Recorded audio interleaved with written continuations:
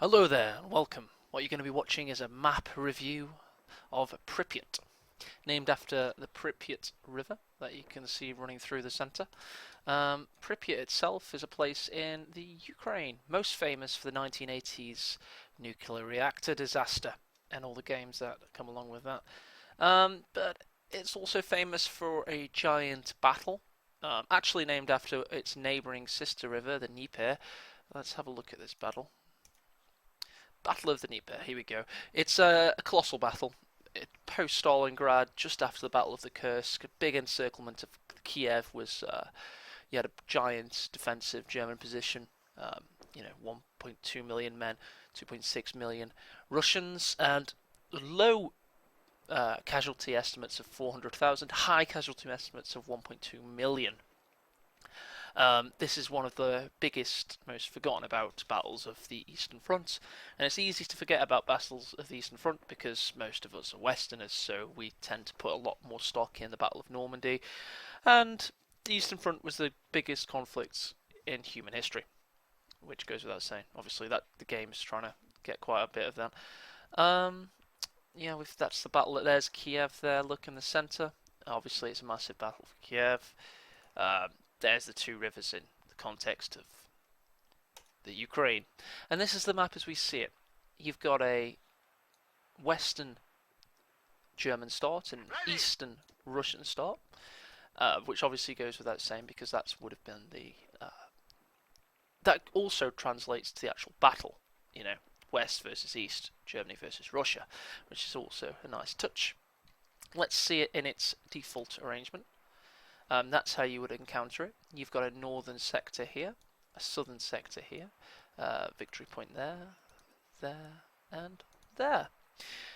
But the key thing, obviously, as you've played this game so far, is this map tends to throttle a giant choke point in the center here.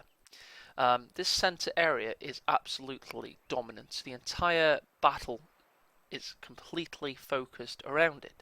Obviously, we are only experiencing a summer version of the map, so these sections here, here, and here aren't frozen over. And let's have a look at them. What these cause is a wading effect. Your units slow down trying to cross here.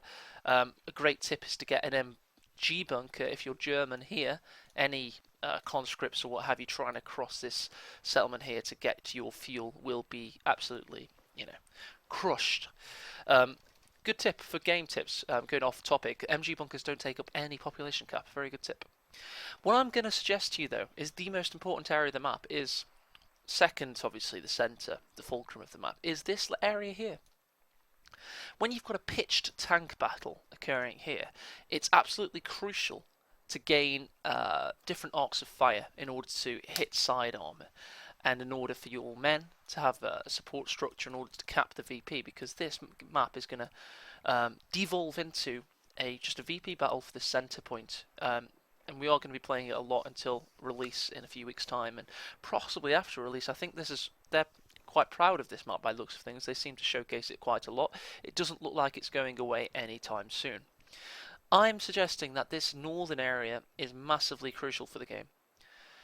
Basically, the reason for that is when you're here, you can use this green cover here, use this green cover here, maneuver. You can take tanks from this area to cover the northern VP and back down. The most forgotten area of the map is the southern sector. Often that goes completely uncontested. I mean, you will occasionally have some fighting here in a competitive game. As a token gesture from the Russian side, who are absolutely coming up against it from the Germans. But no, this southern sector seems to go uncontested because its access isn't as great. This bridge here is destructible. Russians can blow it up with demo charges. Germans can lock it down entirely using this yellow covered sandbagged area. So I'd suggest that the southern area is the least contested area. Obviously you've got this back area here, the northern sector, that won't go as contested. But what I'm talking about is this tract of land. I think is very crucial to map dominance on Pripyat. In order, then you get this lovely sector and you can control the middle, with a lot more vigor, a lot more maneuverability, and a lot more adaptability. I think that's absolutely key.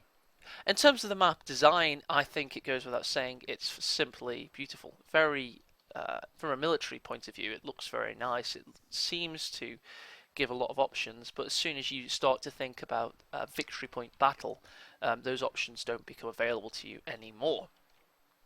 In terms of this, if this was a winter map, if this was frozen and tanks could just bomb it down here and units could come up here and get inside their campfires and what have you, perhaps it'd open itself more up to a better ebb and flow of competitive play.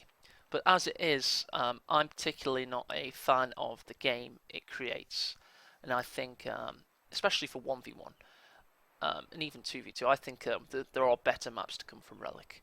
But thank you for watching. I will be creating a lot more of these smaller guides and smaller videos with using the tools available to me. For example, in this one I use Cheat Commands mod version beta 1.0, which is a great application. It gives you, you'll find links to it in the description, along with links to the Wikipedia articles and any other resources I used. Thank you for watching, and goodbye.